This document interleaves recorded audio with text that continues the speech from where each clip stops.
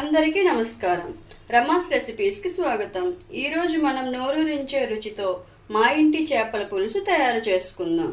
సరైన పులుపు కారం కలయికతో చేసే ఈ చేపల పులుసు వేడివేడి అన్నంలో కలుపుకొని తింటే ఆ రుచి మర్చిపోలేరు. మరి ఇంకెందుకు ఆలస్యం? ఈ సింపుల్ అండ్ టేస్టీ చేపల పులుసు ఎలా తయారు చేయాలో స్టెప్ బై స్టెప్ చూసేద్దాం రండి. మనం చేపల పులుసు కోసం తాజా చేపలు తీసుకోవాలండి. తాజా చేపలు అయితే పులుసుకి చాలా బాగుంటాయి, అద్భుతంగా ఉంటుంది దాని రుచి పులుసు. ఇప్పుడు పసుపు పారలు అంటారండి వీటిని. పసుపు పారలు చాలా చిన్న సైజు దొరికాయి, కానీ చాలా ఫ్రెష్గా ఉన్నాయి. చూడండి, ఇక్కడ ఇలాగ రెడ్గా ఉండాలి. రెడ్గా ఉంటే చేపలు చాలా ఫ్రెష్గా ఉన్నాయని అర్థం అనమాట. తీసుకునేటప్పుడు చూసి తీసుకోవాలి. ఇప్పుడు చేపకి ఇలాగ బుర్రలు తీసేసి శుభ్రం చేసుకోవాలండి. బాగా చేసుకోవాలి.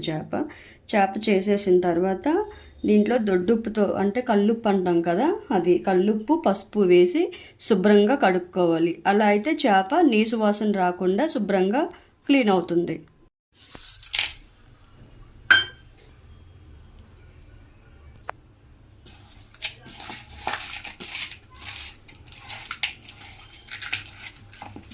తర్వాత శుభ్రంగా కడుక్కున్న చేపల్ని కడాయిలో వేసుకోవాలి.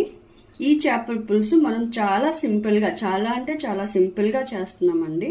ఎలాంటి మసాలా ఫ్లేవర్స్ వాడటం లేదు. అలాగే ఈ చేపల పులుసుని బ్యాచిలర్స్, వంట రాని వాళ్ళు కూడా చాలా ఈజీగా సింపుల్గా చేసుకోగలరు.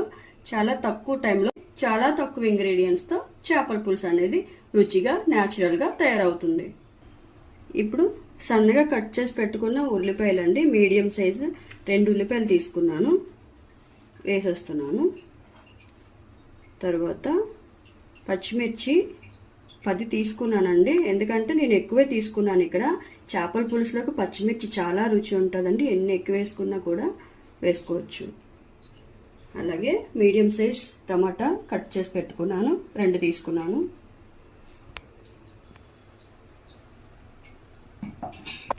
ఇప్పుడు కారం 2 స్పూన్లు వేసుకోవాలి.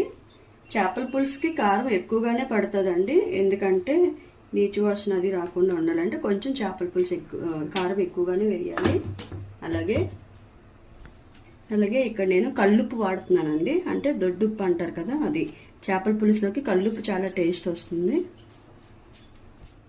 ఇప్పుడు ఆయిల్ వేసుకోవాలి. 4 నుంచి 5 స్పూన్లు ఆయిల్ వేసుకోవచ్చండి. పైగా చేపల పులుసులోకి పచ్చి నూనె చాలా టేస్ట్ ఉంటుందండి. పచ్చి నూనె మీకు ఇది ఎవరు ఏ వీడియోలో మీరు చూసుండ్రు, పచ్చి నూనె అనేది చేపల పులుసుకి చాలా చాలా రుచి ఉంటుంది. చింతపండు పెద్ద నిమ్మకాయ సైజు అంతా తీసుకోవాలి. నేను ఇది ముందుగా వాటర్ పోసి కొంచెం సేపు నానబెట్టుకోవాలండి. ఇప్పుడు ఈ కారం, ఉప్పు మొత్తం అంతా చేపలకి బాగా మిక్స్ చేయాలి.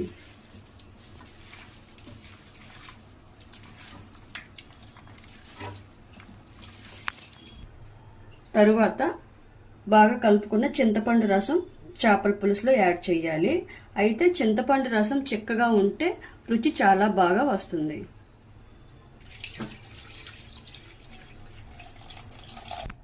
ఇప్పుడు స్టవ్ వెలిగించి చేపల పులుసును స్టవ్ మీద పెట్టాలి. పెట్టుకున్న తర్వాత మూత పెట్టి 8 నుంచి 10 నిమిషాలు చేపలు బాగా ఉడికించాలి. చేపల పులుసు మరిగిపోయిందండి, చేప కూడా బాగా ఉడికిపోయింది. ఇప్పుడు చేపల్ని మనం ఎప్పుడు కూడా గరిటె పెట్టి ఎక్కువగా తిప్పకూడదు.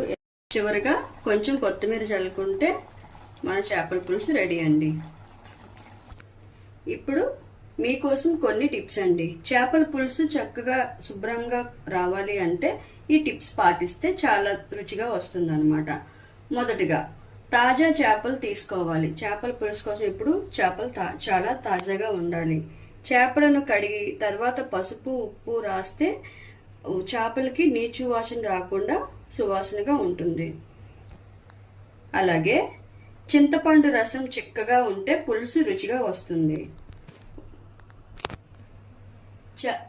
చేపలు ఉడికిపోయిన తర్వాత ఎక్కువగా కలపకండి, జస్ట్ మనం కడాయిని ఊపుకోవాలి అంతే.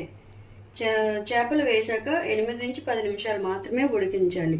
లేదు అంటే ఎక్కువగా చేపలు ఉడికిపోయి పేస్ట్ అయిపోతుంది పులుసు. అంతేకాదండి, ఈ చేపల పులుసు కుండలో చేసుకుంటే ఇంకా మరింత రుచిగా ఉంటుంది. కుండలో చేసుకునే చేపల పులుసు. అలాగే చేపల పులుసు ఈ రోజు వండి మరునాటి రోజు తింటే మరింత టేస్ట్ వస్తుందండి. వేడివేడిగా తింటే చాలా టేస్ట్ ఉంది, బట్ రేపు తింటే ఇంకా టేస్ట్ ఎక్కువగా వస్తుంది. చూసారు కదా ఫ్రెండ్స్, ఇలా ఎంతో రుచికరమైన చేపల పులుసు రెడీ అయిపోయింది. మీరు కూడా ఈ రెసిపీని ఒకసారి ఇంట్లో ట్రై చేసి ఎలా వచ్చిందో కామెంట్లో తప్పకుండా చెప్పండి. వీడియో నచ్చితే ఒక లైక్ చేయండి. మీరు మీ కుటుంబ సభ్యులు, స్నేహితులతో షేర్ చేయండి. ఇంకా ఇలాంటి రుచికరమైన తెలుగు వంటకాల కోసం రమాస్ రెసిపీస్ ఛానల్ని సబ్స్క్రైబ్ చేసుకోండి. బెల్ ఐకాన్ కూడా ప్రెస్ చేయండి. మళ్ళీ మరో సూపర్ టేస్టీ రెసిపీతో కలుద్దాం.